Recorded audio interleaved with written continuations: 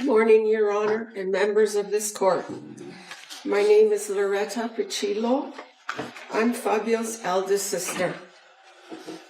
I stand before you as a sister whose life was shattered by unimaginable betrayal. I am filled with pain, bitterness, and heartbreak.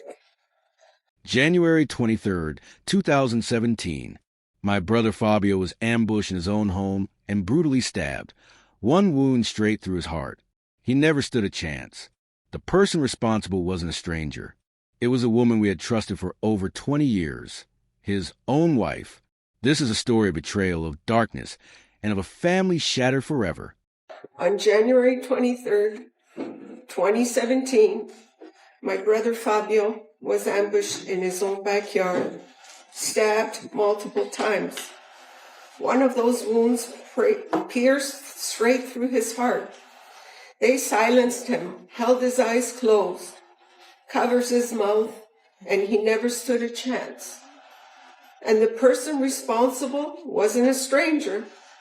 It was the woman we had welcomed into our family for over 20 years, his wife, Monica. I am ashamed to admit that Monica was my sister-in-law for 2 decades. We treated her like family, and she betrayed all of us. That day, she told Fabio she was going out to get dinner and left the front door unlocked so that her lover and accomplice could enter the home. Monica walked out knowing full well that within minutes, her husband, Fabio, will be viciously attacked and held down. Only a demon could orchestrate the murder of a loving husband, then savagely time it so her own daughter would come home to find her father's lifeless body lying in a pool of blood. Family meant everything to Fabio.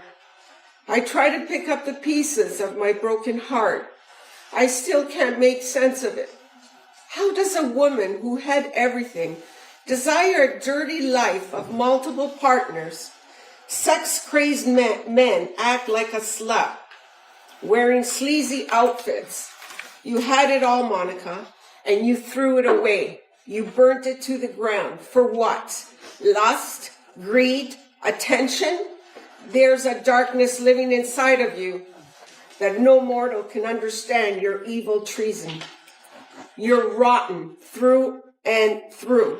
No amount of pretending, lying, or manipulating will ever hide the truth. We all saw and heard. She is demonic for the merciless crime on my vulnerable, defenseless man. Fabio's strength was his presence. Steady, warm, unforgettable. Fabio had a luminous presence. His laughter could light up any room and made everyone feel truly seen. He was a heart and soul of our family, generous, joyful, and utterly unforgettable. He should still be with us. My heart will never heal from this loss. Your Honor, I ask for a sentence that reflects the weight of a life so tragically taken. He had a bold, radiant force that drew people in and made you truly feel seen. His laughter was the soundtrack of every room he entered, deep, joyful, full of life.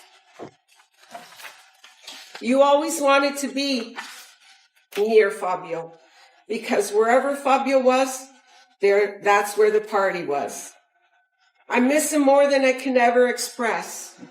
I want to thank him for being the greatest brother, the heart, the soul of this family. We will never stop speaking his name. I love my brother Fabio. We share childhood memories and laughter that only siblings who truly adored each other know.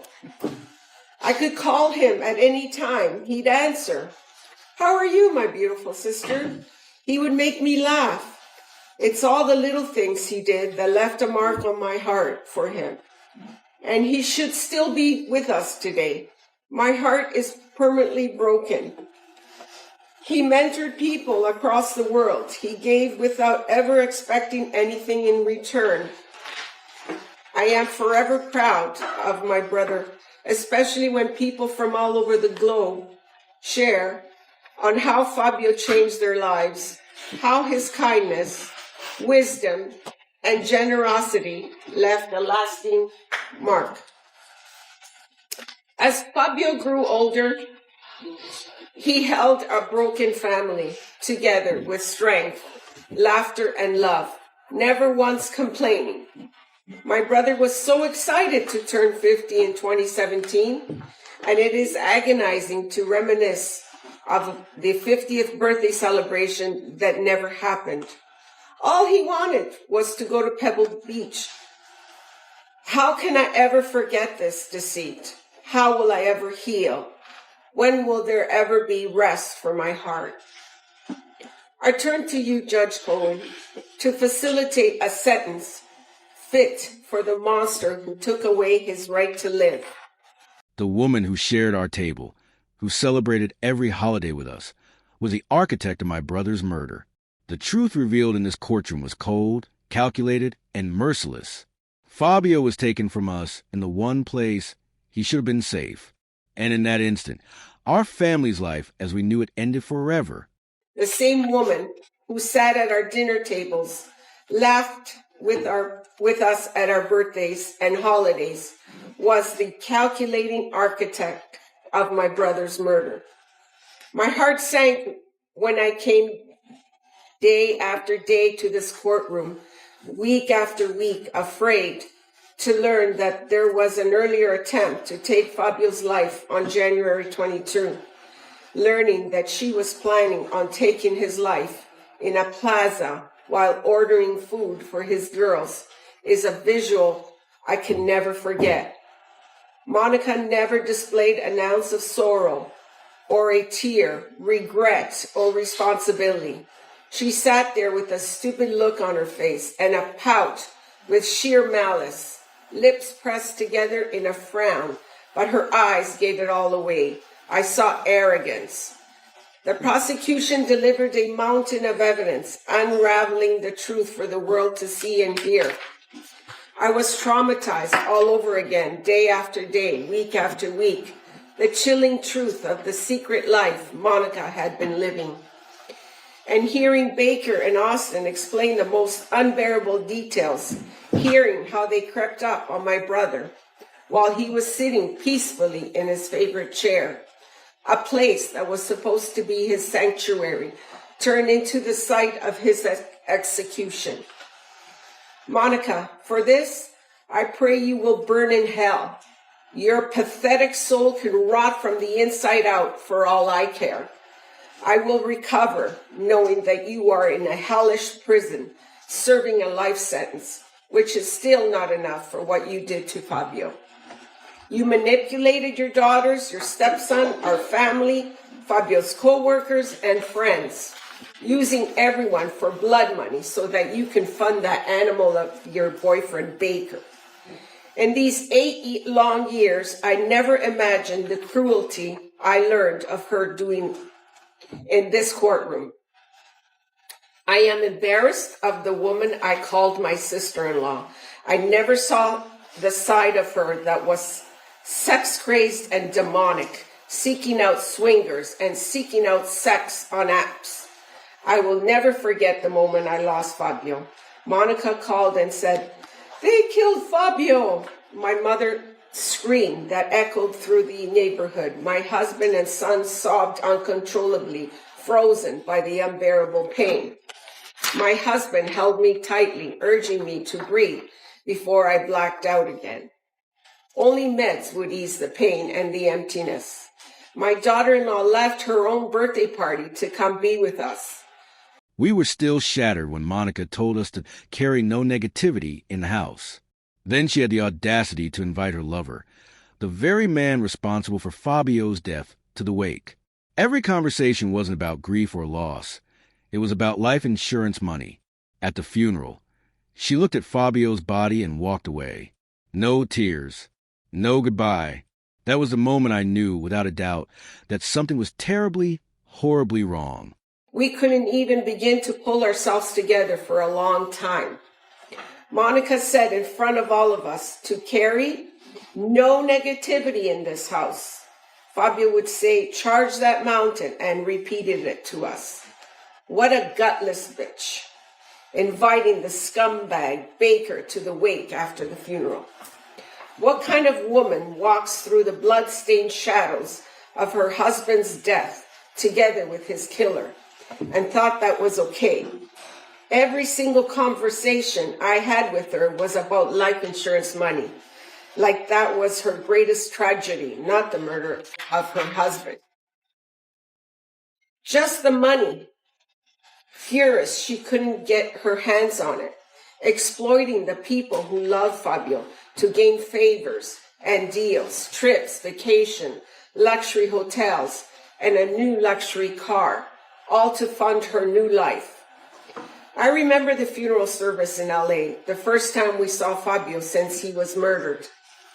Bracing myself for the most heartbreaking moment of my life. I witnessed Monica approach the coffin. She glanced at him, then turned and walked away. No tears, no emotion, no attempt to say goodbye. I was stunned. Deep down, something felt off. She wasn't shattered by the violent loss like I was. I didn't know. In Canada, Monica walked beside my mother, sat beside her in church, all while carrying the terrible truth of what she had done. My mother never saw justice. She died with a broken heart. In court, we learned of Monica's double life. The lies, manipulation, and betrayal all laid bare for the world to see. Even in death, Fabio was denied dignity. While our family showed up every day to fight for him, hers showed no grief, no pain, no remorse. And that silence spoke louder than any words ever could. Know what to make of it. In Canada, Monica walked beside my mother, sat beside her in church. There is a hole in my heart that is so profoundly painful that the devil woman touched my mother in her most fragile time. My mother never saw justice served and died of a broken heart. In court, we learned of the horrifying truth of how she shared her nude photos with her lover.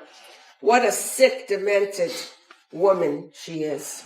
While my brother was being cremated, she was sexting with her lover.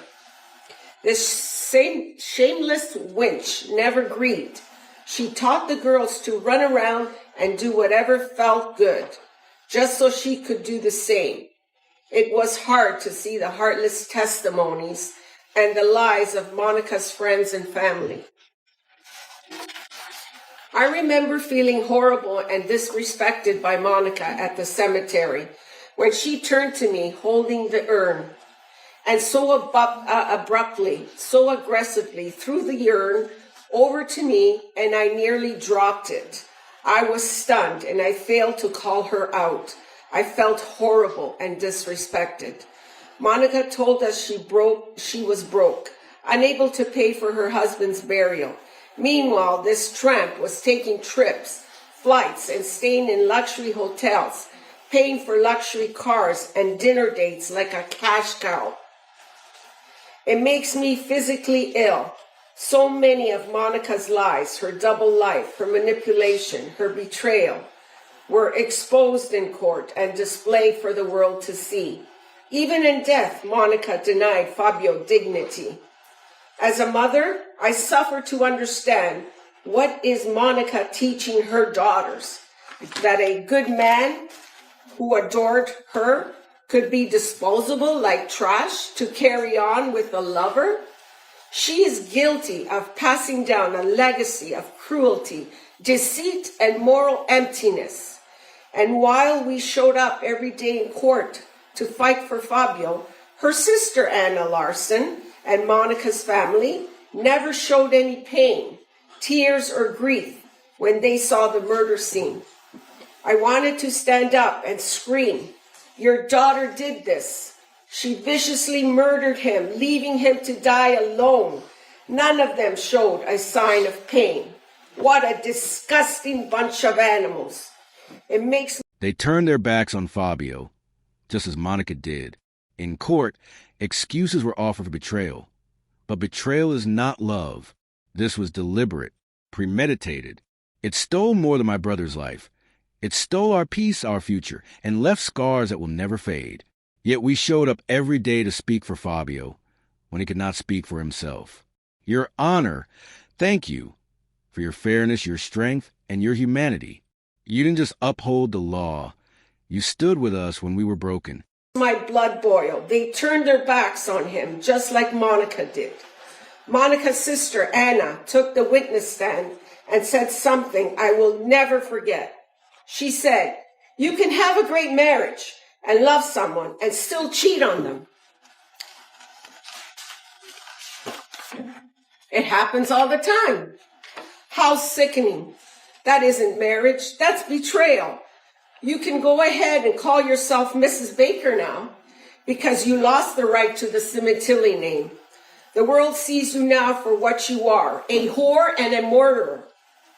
You shattered your daughter's futures, stole their innocence, and destroyed the safety of their world. Let this stand like a punch to your face, to your body, to your rotten soul. I have nightmares where I hear my brother calling for help, confused, scared, and in pain. We struggle every day to pick up pieces and find a way forward, but some scars never fade. This betrayal will forever be part of our family story.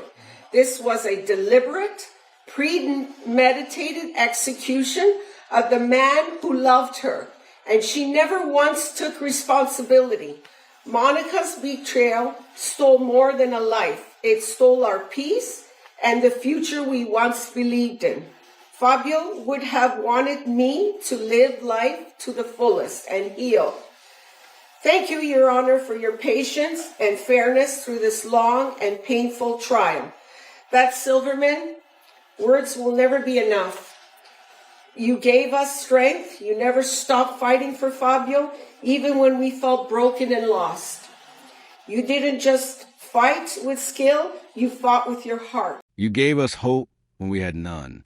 To everyone who stood for Fabio, the investigators, the court, the jury, and those who worked tirelessly behind the scenes, thank you. Mom, we carried you with us every step of the way. Today, we stand in your honor. Your Honor, I speak as a victim. What was done to my brother was deliberate, calculated, and utterly remorseless. I respectfully ask for the maximum sentence. Thank you. You gave us hope when we had none. Heather Siegel, thank you for your support, your belief in this case, and the time you gave to help pursue justice for Fabio, and we won't forget you for this. To the LAPD detectives, officers, court staff, including Team Fabio, the jury, and every person behind the scenes, thank you for your service. Mom, we did this with you too. I know you're with Fabio. Your voice echoes through mine, and today we stand in your honor. To the people around the world who love Fabio and stood by our side through this nightmare, thank you. Your Honor, I respectfully submit this statement as a victim. I have endured unimaginable pain at the hands of Monica, the woman who orchestrated the brutal murder of my beloved brother, and then watched us suffer without blinking. She is manipulative, calculating, remorseless, and dangerous. She plotted this crime for months. She watched it unfold, and after it happened, she lied and continued her betrayal without shame. She is deserving of the maximum sentence possible today. Thank you, Your Honor. Thank you.